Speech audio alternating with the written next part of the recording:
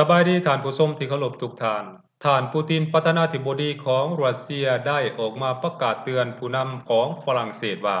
ถ้าหากว่าฝรั่งเศสนั้นต้องการเหตุสงครามกับรัสเซียก็เชิญเข้ามาได้ทันทีแล้วประเทศฝรั่งเศสจะได้ถูกบันทึกไว้ในหน้าประวัติศาสตร์ว่าประเทศนี้ได้ถูกลืบออกจากแผนที่โลกโดยรัสเซียแล้ว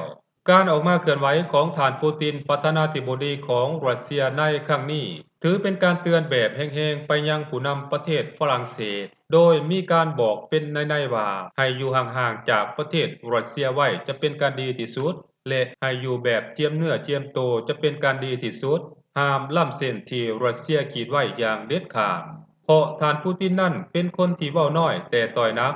ซึ่งในระยะผ่านมานั้นพวกเราก็บ่ค่อยเห็นท่านปูตินออกมาเคลื่อนไหวและกล่าวเตือนไปยังชาติตะวันตกในลักษณะแบบนี้ท่านผู้ชมแต่ในระยะผ่านมานั้นมาคองประธานาธิบดีของฝรั่งเศสก็มักออกมาแสดงโตเป็นปรปักษ์กับประเทศรัสเซียมาโดยตลอดด้านหนึ่งมาคองเองก็เป็นแกนนำหลักให้ผู้นำชาติตะวันตกหรือว่าผู้นำชาติยุโรปต่อต้านรัสเซียโดยเฉพาะเกี่ยวกับการให้การสนับสนุนยูเครนต่อสู้กับรัสเซียบ่ว่าจะเป็นการช่วยเหลือทางด้านอาวุธการช่วยเหลือทางด้านเงินทุนช่วยเหลือทางด้านเทคนิคการทหารรวมไปถึงการจัดหาทหารรับจ้างให้กับยูเครนมาต่อสู้กับรัสเซียนั่นเองตามทัศนะของข้าพเจ้าแล้วข้าพเจ้าคิดว่ามาคองนั้นคงต้องการล้างแค้นหรือว่าต้องการล้างอายให้กับนาโปเลียนซึ่งเป็นมหาราชผู้ยิ่งใหญ่ของฝรั่งเศสที่ถูกพระเจ้าซาร์ของรัสเซียนั้นปราบปรามลงอย่างราบคาบด้านหนึ่งมาคองเองก็คงต้องการเบี่ยงเบนประเด็นการเมืองภายในประเท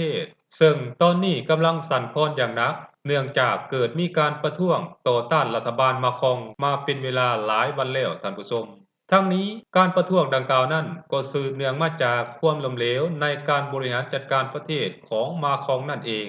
ฉะนั้นมาคองจึงต้องการเบี่ยงเบนประเด็นเหล่านี้ออกไปนอกประเทศเพื่อให้เกิดแห้งต่อต้านภายในประเทศน้อยลงนั่นเองการออกมาข่มขู่แห้งของประธานาธิบดีปูตินในครั้งนี้น่าจะเฮ็ดให้มาคองประธานาธิบดีตุดของฝรั่งเศสนั้นหัวหดอยู่ในกระดองเต่าอย่างแน่นอนท่านผู้ชมเพราะในระยะผ่านมานั้นเห็นแต่มาคองและผู้นำชาติตะวันตกอื่นๆด่าหน้ากันออกมาลิ้นบดบู้และกล่าวหาให้ประเทศรัสเซียสารพัดแต่มามื้อนี้ประธานาธิบดีปูตินของรัสเซียได้ออกโรงมากล่าวเตือนมาคองประธานาธิบดีฝรั่งเศสและผู้นำชาติตะวันตกอื่นๆแบบแห้งๆแบบนี้